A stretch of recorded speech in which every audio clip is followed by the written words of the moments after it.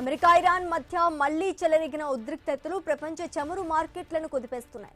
Gulf ప్రాంతంలో యుద్ధ వాతావరణం నెలకొనడంతో ముడి చమురు ధరలు ఒక్కసారిగా భారీగా ఎగిశాయి. హర్ముజ్ జలసంధి గుండా చమురు, ఎల్ఎన్జీ సరఫరాలకు అంతరాయం కలుగుతోందనే ఆందోళనలు ప్రపంచవ్యాప్తంగా ఇంధన మార్కెట్లను ప్రభావితం చేస్తున్నాయి. ఇరాన్ తన సైనిక చర్యలను ఖతార్, యుఏఈ వంటి దేశాలు వరకు విస్తరించడంతో పరిస్థితి మరింత ఉద్రిక్తంగా మారింది.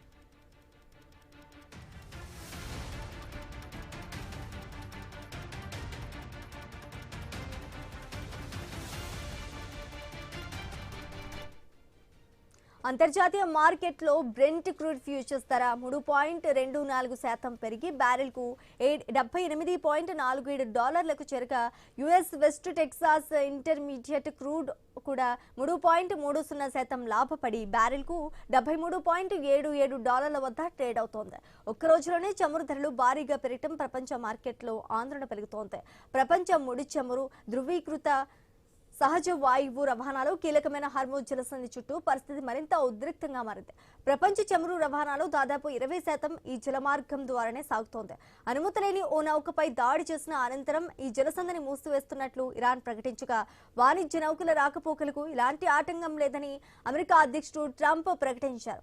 అయితే షిప్ ట్రాకింగ్ సంస్థ కెప్లర్ వెల్లడించిన వివరాల ప్రకారం ఆదివారం కేవలం 6 నౌకలు మాత్రమే ఈ మార్గంలో ప్రయాణించడం పరిస్థితి తీవ్ర ఉద్రిక్తతకు సూచిస్తోంది.